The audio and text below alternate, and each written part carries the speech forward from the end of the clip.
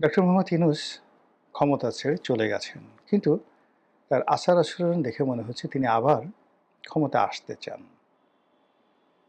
তিনি অনেক মেহনত করে, কষ্ট করে সেই যমুনাতে এসেছেন জনাব তারেক রহমান সাহেবের সাথে দেখা করার জন্য।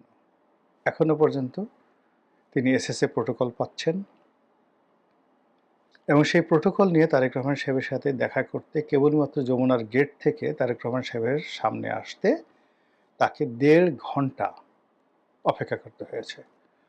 ৮৮ বছরের মানুষ, একজন মানুষ কতটা ক্ষমতা লোভী হলে, কতটা ক্ষমতাকে ভালোবাসলে, ক্ষমতার সঙ্গে অ্যাটাচড থাকার যদি ইচ্ছা থাকে, তাহলে কোন পর্যায়ে হলে একটা মানুষ এই কষ্ট করতে পারে?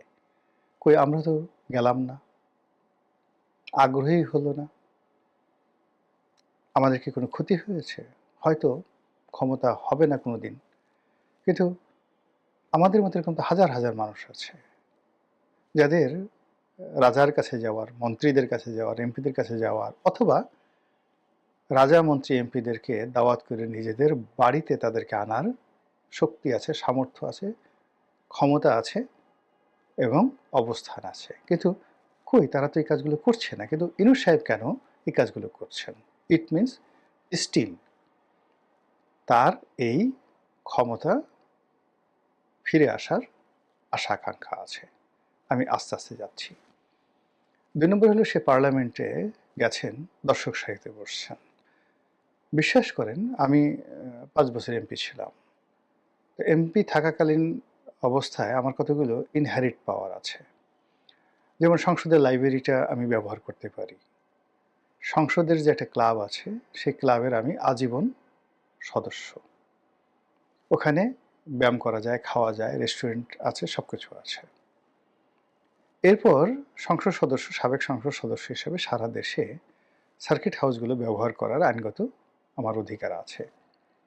আমি তো একদিনের জন্য কোনোদিন সংসদে যাইনি। এমনকি আমার বন্ধু-বান্ধব যারা সংসদ সদস্য, সাবেক সংসদ সদস্য বা বর্তমান সংসদ সদস্য রূপে ওই সংসদের ভিতরে বিয়ের অনুষ্ঠান আয়োজন করেছে, আমি সেই বিয়ের অনুষ্ঠান পর্যন্ত যাইনি। আমার তো আমি ওদিকে তাকাইও না। আমি কোনোদিন মানে ওখানে চটপটি খাওয়ার জন্য যাই না। কি হয় বলেন তো? কিন্তু তাকে এই সংসদ অধিবেশনে আসতে হয়েছে। তিনি যেখানে কয়দিন আগে তার কাছে গিয়ে সব রাজনৈতিক দলগুলো হুমড়ি খেয়ে পড়তো, আর তিনি এখন দর্শক সারিতে বসে সংসদ অধিবেশন তাকে দেখতে হচ্ছে। তার বয়স এখন প্রায় ৯০ বছর। এই ৯০ বছর মানুষ কি করে? আল্লাহ বিল্লাহ করে, জিকির করে, আজকার করে, পরকালের কথা চিন্তা করে, নিজের অপরাধের কথা চিন্তা করে, বিনয়ী হয়। আর তিনি এখন জাপান ভ্রমণ করছেন। আর প্রতিদিন কার সাথে তার কি বৈঠক হচ্ছে সেগুলো ইংরেজিতে লিখে ফেসবুকে দিয়ে বেড়াচ্ছেন। তিনি যখন অন্তর্বর্তীকালীন সরকারের প্রধান ছিলেন, তখন তার ফেসবুকে একটা স্ট্যাটাস দিলে এখন তারেক রহমান সাহেবের যেভাবে হাজার, হাজার লক্ষ, লক্ষ লাইক পড়ে, ওইভাবে পড়তো। এখন আমার যে লাইক কমেন্ট আছে তার ১০ ভাগের ১ ভাগও ডক্টর মোহাম্মদ ইউনূসের হয় না। তারপর তার না আছে লজ্জা, না আছে বোধ, সে করে যাচ্ছে। কেন সে জাপান গেল? কি কারণে গেল? এই বয়সে এই শরীর নিয়ে তো তার যাওয়ার কোনো দরকার ছিল না।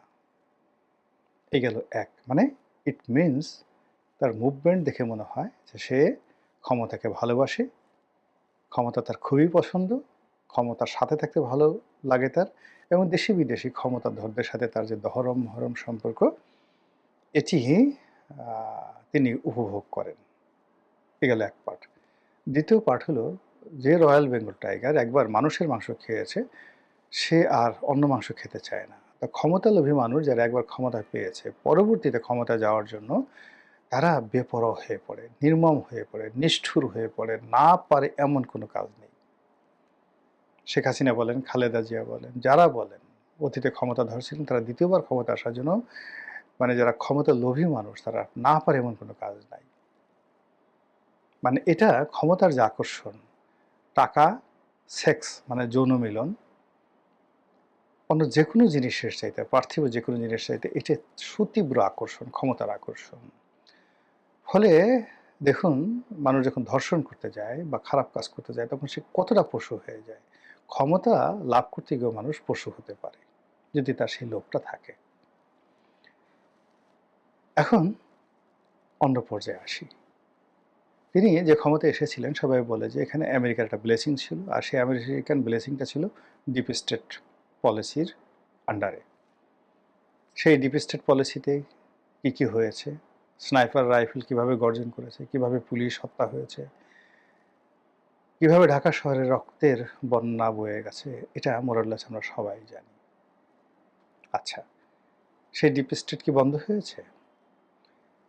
ডিপ স্টেটের সঙ্গে যারা জড়িত ছিল, হাজার হাজার ক্যাডার, হাজার হাজার অস্ত্র, গোলা বারুদ, হাজার হাজার কোটি টাকার লেনদেন, এই কাজ কি বন্ধ হয়েছে? কারা কারা এর সাথে জড়িত আমরা কি জানি? জানি না। ফলে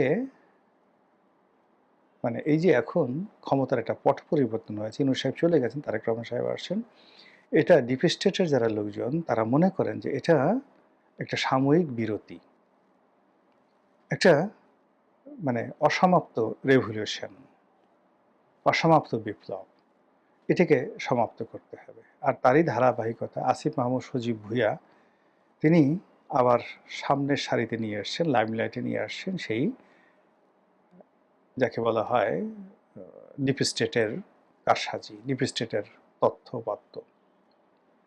আবার অন্যদিকে বর্তমান সরকার তারাও এই যে আগের 11 যাদের কারণে তারা ক্ষমতাচ্যুত হয়েছিল সেটাকে আবার সামনে নিয়ে আসছে, যেন দ্বিতীয় একটা 11 বাংলাদেশে না ঘটতে পারে। মানে সরকারও ভয়ের মধ্যে আছে। আর যারা ক্ষমতা হারিয়েছে তারাও ঠিক সেই ডিপ স্টেট, সেই সুদিন, সেই পোলাও কুরমা, কালিয়া কুপ্তা বিরিয়ানি, সরকারি যে দাপট, এগুলো ভুলতে পারছেন না। এরই ধারাবাহিকতায় পর্দার আড়ালে অনেক কিছু হচ্ছে, চারিদিকে ফুসফাস, ছোট ছোট সমস্যা বড় আকার ধারণ করছে। তেল নিয়ে তেলেস্মাতি হচ্ছে, বিভিন্ন নিয়োগ নিয়ে, বদলে নিয়ে, দপ্তর বন্টন নিয়ে প্রতিদিন তেলেস্মাতি হচ্ছে। আর এর মধ্যে যদি ডক্টর মোহাম্মদ ইউনূসের আবার ক্ষমতা আসার খায়েশ হয়, আবার সুযোগ হয়, সেটা প্রত্যক্ষভাবে হোক কিংবা পরোক্ষভাবে হোক,